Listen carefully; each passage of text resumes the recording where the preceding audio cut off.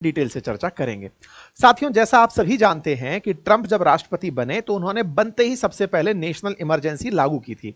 National emergency यानी कि राष्ट्रीय आपातकाल की ये कहते हुए लागू किया कि अमेरिका की जो सीमाएं कनाडा और मैक्सिको से साझा होती हैं, उन दोनों सीमाओं से अमेरिका में फेंटेनिल नाम का एक ड्रग है जो चीन के द्वारा अमेरिकियों को नशे के लिए भेजा जाता है।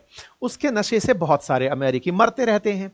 ऐसे में फेंटेनिल रोकने के लिए वो मैक्सिको पर और कनाडा पर टैरिफ लगाएंगे, साथ ही साथ चीन पर टैरिफ लगाएंगे। 20 जनवरी के दिन ही इन्होंने अपनी इमरजेंसी का अनाउंसमेंट किया और साथ में इन तीनों देशों के ऊपर टैरिफ टिका दिया कि अब आपके यहां से आने वाला कोई भी सामान अमेरिका में महंगा पड़ेगा, हम आपको अमेरिका में सामान नहीं बेचने देंगे। मैंने उस दिन भी आपसे यही कहा था कि इनका लगाया गया टैरिफ असल मायने में अमेरिकियों पर ज्यादा भारी पड़ेगा रादर देन और देशों के, क्योंकि जिन प्रोडक्ट्स पर ये टैरिफ लगा रहे थे वो प्रोडक्ट्स अमेरिका को इंपोर्ट ही करने होते थे। ऐसे में अमेरिकियों को उस सामान को खरीदने में अब और ज्यादा कीमत देनी पड़ेगी, क्योंकि 100 रुपए के माल पर अगर आप 20 रुपए टैरिफ घुसा दिए तो आपके कस्टमर को अब वो 120 का पड़ रहा है। असल मायने में अमेरिकियों को ही यह नुकसान दे रहा था। मैंने आपको जब टैरिफ लगा था तब भी कहा था, मैंने ये कहा था कि इनके फर्स्ट क्वार्टर में ही इनकी ग्रोथ रेट पर इसका असर दिखेगा, और मैंने आपसे यह भी कहा था कि अमेरिकी खुद ही इस बात से खफा हो जाएंगे कि इनके टैरिफ के चलते उनके देश में महंगाई बढ़ रही है। यह बात कोर्ट तक पहुंच गई और कोर्ट तक यह बात इस तरह पहुंची कि माननीय न्यायालय, इस आदमी ने अपनी इस पावर का उपयोग किया है। कौन सी पावर का उपयोग किया है उसके बारे में जान लीजिए। असल में अमेरिकी राष्ट्रपति के पास एक इमरजेंसी पावर होती है, उसका नाम है आईपा। आईपा बोले तो international emergency economic power act. इस एक्ट को राष्ट्रपति आपातकाल में ही लगा सकते हैं, इसीलिए ट्रंप ने आते ही सबसे पहले आपातकाल लगाया था। इमरजेंसी लगाई थी ये कहते हुए कि हमारे यहां पर बड़ी मात्रा में फेंटेनिल आ रहा है, इसलिए मैं आईपा लगा रहा हूं। आप और हमने आईपा इतना फोकस नहीं किया, हमने टैरिफ पर फोकस किया, हमने रिजल्ट पर फोकस किया, हमने एक्शन पर फोकस नहीं किया था। ट्रंप ने जो भी टैरिफ लगाए वो आईपा की वजह से ही लगाए थे। अब मैं आपको आईपा ढूंढवा देता हूं पुराने वाले फैसलों में। ये देखो, 2 अप्रैल को जब दुनिया के सारे देशों पर 2 तरह का टैरिफ लगाया गया था। जिस समय पर बेसलाइन टैरिफ यानी 10% टैरिफ तो सब पर लगाया गया था, बच जो गए थे उनके ऊपर अलग अलग प्रकार से हाफ टैरिफ लगा दिया था। मान लीजिए चाइना 67% लगाता है तो यूएस ने उस पर 34% रेसिप्रोकल टैरिफ लगा दिया था। ऐसे ही अगर भारत के द्वारा 52% लगता है तो भारत पर 26% टैरिफ लगा दिया गया था, यानी रेसिप्रोकल टैरिफ लाया गया था। ये जो 2 अप्रैल को रेसिप्रोकल टैरिफ आया था ना, ये आदेश, सरकारी आदेश प्रेसिडेंशियल फॉर्म में व्हाइट हाउस के अंदर जो लिखा गया था 2 अप्रैल के ऑर्डर्स में, वो आईपा के नाम से ही लिखा गया था। अब मैं आपको आईपा एक बार वापस से ढूंढवा देता हूं। ये रहा आईपा। आईपा के बारे में लिखा है emergency economic power act, IEEPA, the national emergency act, sanction 604, trade act 1974, amendment. ये सारा आईपा आईपा आपको दिखाई दे जाएगा। मतलब ये हुआ कि इन्होंने जो ये टैरिफ बढ़ाया था ना, ये टैरिफ असल मायने में अपनी आईपा की शक्तियों का उपयोग करके बढ़ाया था। इसको आसान रूप से समझते हैं, इसको ऐसे समझिए जैसे हमारे देश में जब आपातकाल लगता है तो हमारे देश की सरकार को या केंद्र सरकार को, राष्ट्रपति को, एक्चुअली हमारे देश में प्रोक्लेमेशन ऑफ इमरजेंसी प्रेसिडेंट करता है, तो उसको कुछ विशिष्ट पावर दे दी जाती हैं और उन विशिष्ट पावरों में वो क्या क्या आदेश कर सकते हैं वो हमारे संविधान में लिखा होता है। ऐसे ही अमेरिका में अमेरिकी राष्ट्रपति को कुछ विशिष्ट पावर दी गई हैं इमरजेंसी के अंदर। उनके यहां इमरजेंसी के जो पैमाने हैं उनमें ये आईपा एक्ट भी है, international emergency economic power act, जिसमें यह कहा गया है कि अगर राष्ट्रपति को आवश्यक लगे तो वो इकोनॉमिक कुछ स्टैंड ले सकता है। और इसी स्टैंड के चलते अमेरिकी राष्ट्रपतियों ने टाइम टाइम पर इसका दुरुपयोग कहा किया है या उपयोग किया है, यूं कह सकते हैं। उदाहरण के लिए सबसे पहली बार जब ट्रंप आए थे 2019 में, उन्होंने उस समय पर भी इस आईपा का उपयोग मैक्सिको के खिलाफ किया था। इससे पहले भी अगर आप चलते हैं तो 2015 में प्रेसिडेंट बराक ओबामा ने इसका उपयोग हैकर्स के खिलाफ किया था। 2001 के अंदर जब 9/11 हुआ था तो जॉर्ज डब्ल्यू बुश ने आईपा का उपयोग फाइनेंशियल सपोर्ट नेटवर्क को तोड़ने के लिए किया था। अब तक अगर देखा जाए तो कुल 69 टाइम्स नेशनल इमरजेंसी इन्वोक करके आईपा लगाया जा चुका है। मतलब अमेरिकी इतिहास में जब से आईपा आया है 69 टाइम्स इसकी वजह से टैरिफ खेला जा चुका है।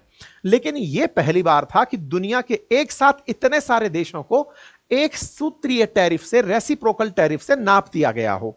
कुछ ऐसे क्षेत्रों को भी टैरिफ लगा दिया गया जहां इंसान नहीं रहता है, पेंगुइन रहते थे। हमने उनका भी जिक्र आपके सेशंस में किया था।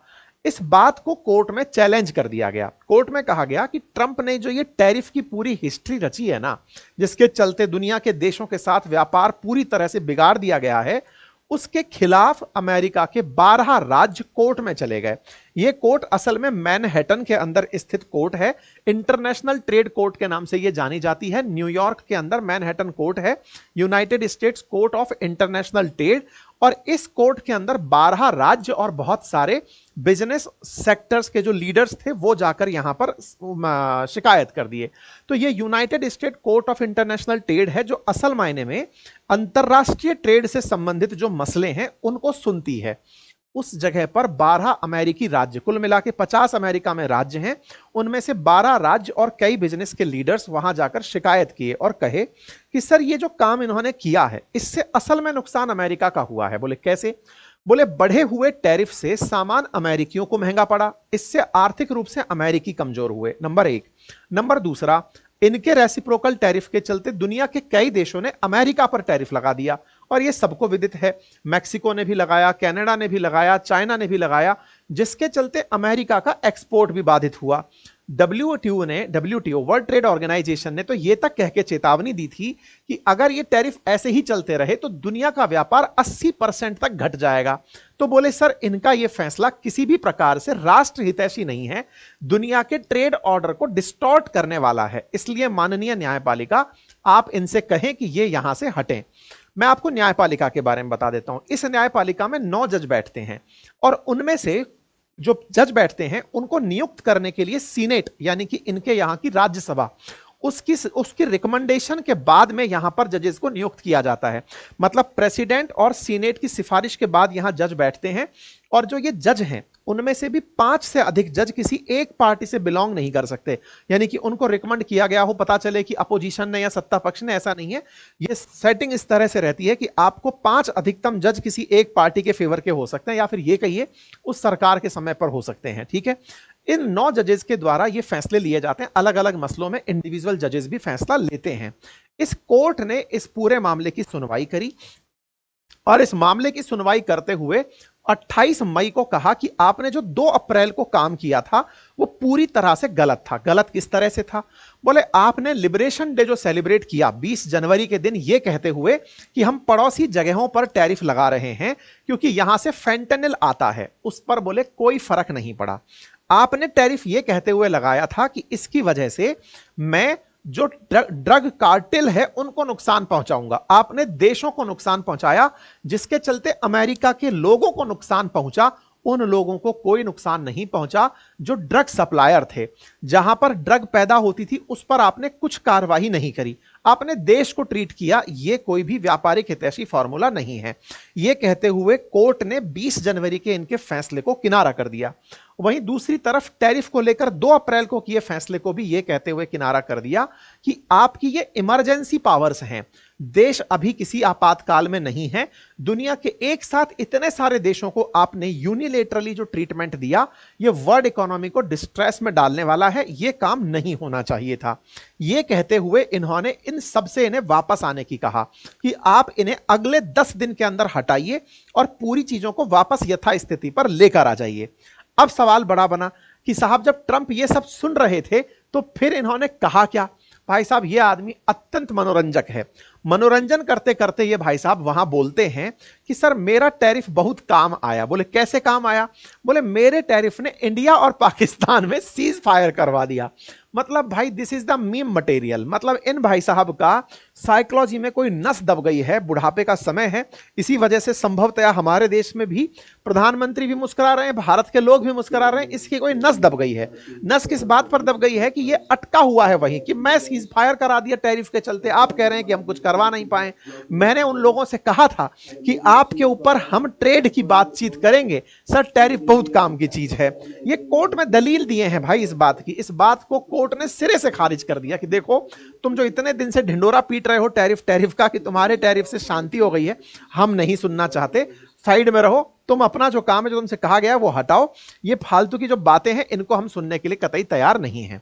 कुल मिलाकर ये 12 अमेरिकी राज्य थे जिन्होंने शिकायत की थी, और उन राज्यों की शिकायत के ऊपर कोर्ट ने फैसला सुना दिया, और उस फैसले के अंदर इनसे साफ साफ कहा गया है the trafficking tariff fail because they do not deal with the threat set fourth in the order.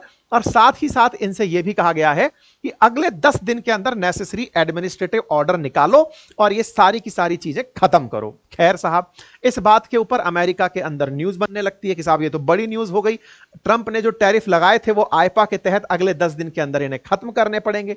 तो क्या ट्रंप मानने वाले हैं? तो देखिए, पहली बात तो यह है कि ट्रंप ने 2 अप्रैल को जिनकी घोषणा की थी, अप्रैल, मई, जून, तो जून तो तीसरा महीना अभी भी चलने को है, जुलाई तक तो वैसे भी ट्रंप ने 90 दिन की मोहलत सभी को दे रखी है, यानी कि रेसिप्रोकल टैरिफ तो अभी वैसे भी काम कर ही नहीं रहा है। इसलिए कोर्ट का ये जो आदेश है, जुलाई में ट्रंप क्या फैसला लेंगे इस पर टिका है। फिलहाल के लिए तो यही कहा जा सकता है कि ट्रंप ने फिलहाल कोई फैसला लेना नहीं है। कोर्ट के कहने पर वो यही कहेंगे, सर मैंने तो 90 दिन के लिए पहले ही पोस्टपोन कर रखा है, भविष्य में करेंगे नहीं या नहीं करेंगे वो तो अभी मतलब टेबल पर बैठ के नेगोशिएशन में चल रहा है। लेकिन क्या इस बात को लेकर भारत की कोई प्रतिक्रिया आई? भारत ने आज देरी नहीं करी, जैसे ही इन्होंने कोर्ट में कहा कि मैंने सीज फायर कराया, मिनिस्ट्री ऑफ एक्सटर्नल अफेयर की तरफ से स्पोक पर्सन बाहर निकल आए, बोले यार ये ऐसा कुछ नहीं था, हमारे पास पाकिस्तान के डीजीएमओ का कॉल आया, हमने तभी जाकर सेसेशन यानी स्थगन किया, हम ट्रंप की बातों में नहीं आते। अब तो भाई भारत खुलकर के ये बात बोलने लगा है कि ट्रंप का कोई लेना देना नहीं था। मैं तो कई बार ये तक कहता हूं कि ये मॉक ड्रिल जो करवाने का प्रयास चल रहा था, हो सकता है भारत 1-2 बार फिर से गोला फेंके और फिर खुद से कहे कि चलो अब कर रहे हैं सीज फायर, तब कम से कम ये तो मान ले दुनिया कि हम अमेरिका के कहने पर नहीं किए थे, खुद के कहने पर किए थे। मतलब मुझे इस तरह की फीलिंग भी इनके साथ जुड़ी हुई आ रही है। खैर, फिलहाल के लिए ट्रंप ने कहा है कि वो कोर्ट के फैसले के खिलाफ अपील करेंगे, प्रशासन के खिलाफ अपील करेंगे। अपील का इंतजार भी रहेगा और इसका प्रभाव भी देखा जाएगा कि ट्रंप आगे क्या करते हैं। खैर,